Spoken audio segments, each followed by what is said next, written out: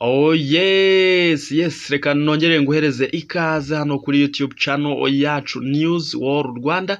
Nizere ko aho uherereye hose umeze neza, umfite impagarike ndetse n'ubugingo umeze fresh cyane.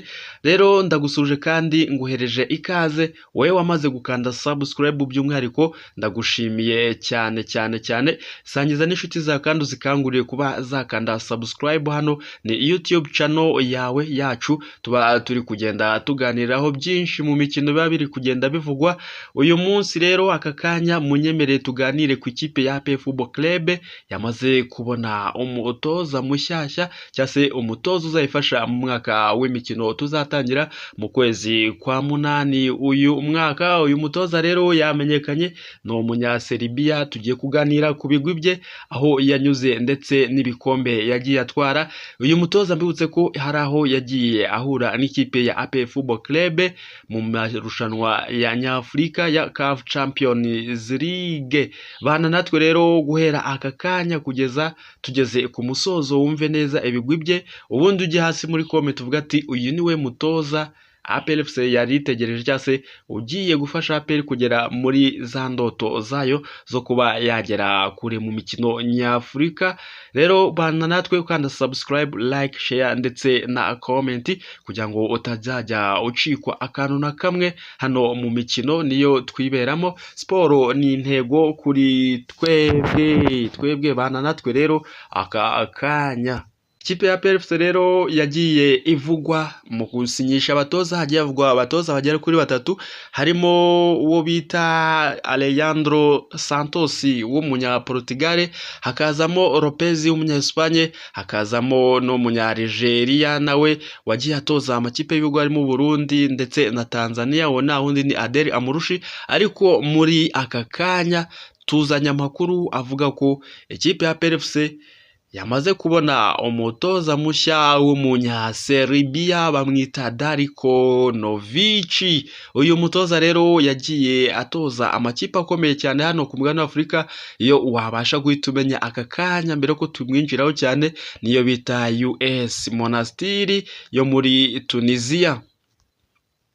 Ikipe y'ingabo z'igihugu rero ku munsi w'ejo binyujije ku mbuga nkoranyambaga zayo yavuze ko vuba iza gutangaza umutoza mukuru mushya uza asimbura umufaransa Thierry Froger Christian.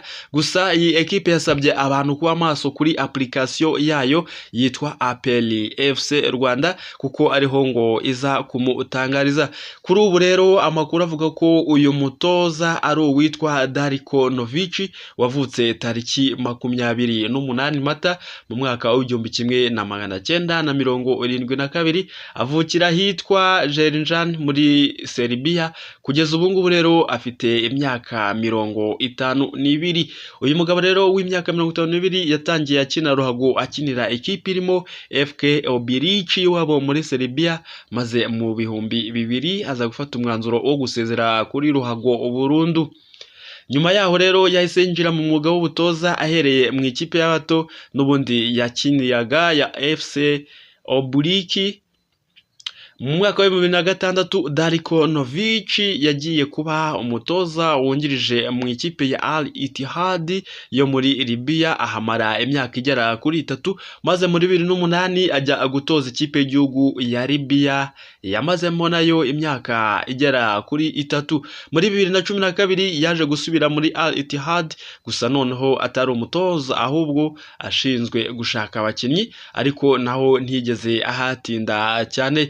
Yakomeje kandi atoza amakipe arimo Al Madina, Tripoli, Heilong, Ice City, Hefei, Guingamp mbere yo kuba asubira mu ikipe y'igihugu ya Libya muri 2017. Nayo yongeye kuyisokamo rero mu mwaka w'ibihumbi 2020.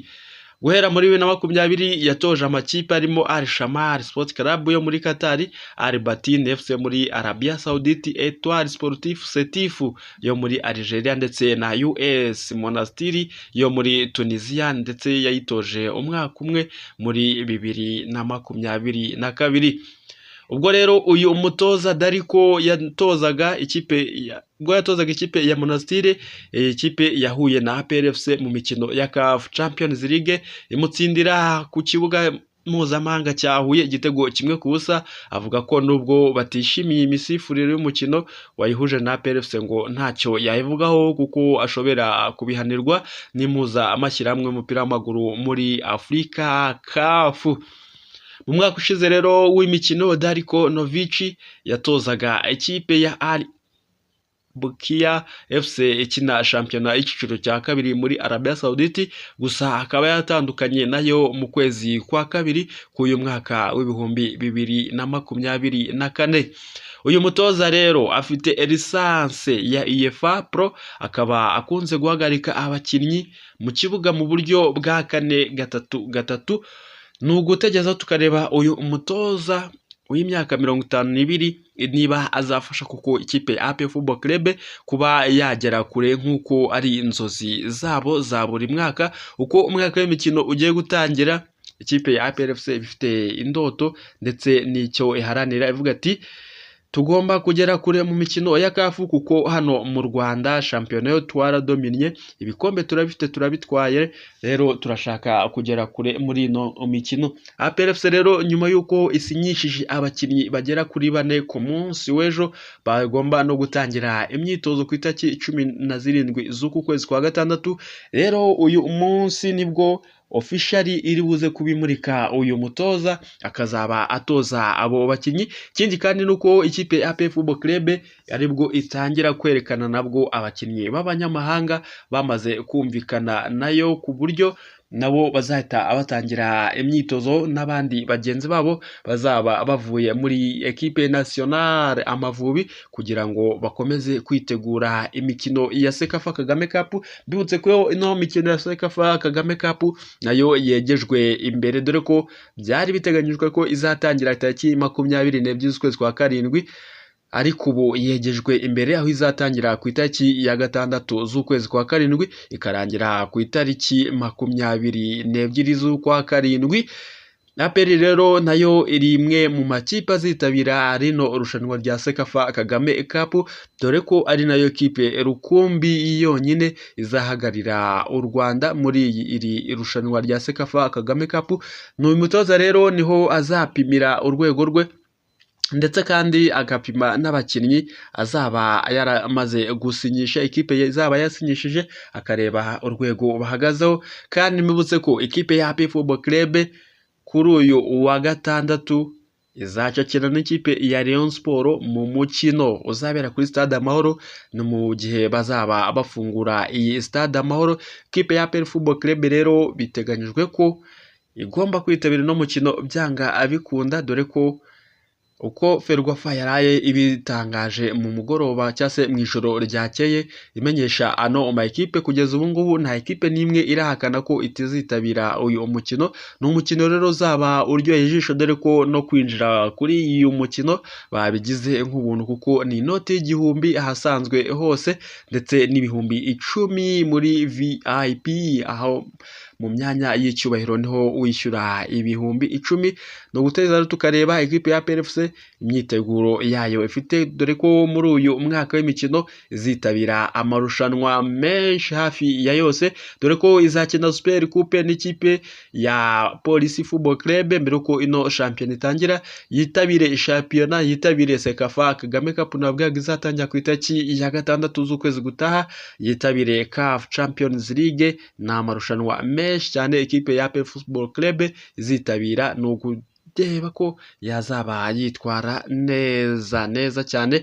Ngaho rero bana natwe buri munsi kandi subscribe, like, share ndetse na comment. Hasta la vista, ndabakunda cyane mwese, muhahe muronke kuri uyu munsi wo kuwa kabiri, kandi mbararekere kuza gukurikirana match y'Amavubi ku isaha y'isa 12 kuri televiziyo Rwanda. Amavubi araba acakirana n'ikipe ya Lesotho muri hariya muri South Africa, niho baza gukinira uyu umukino wa kane mu itsinda rya gatatu u Rwanda ruhereremo, rikomeje kuyoborwa n'ikipe ya Benin n'amanota 7, u Rwanda umwanya wa gatatu n'amanota 4, mu gihe Lesotho wari bukine ifite amanota agera kuri 5.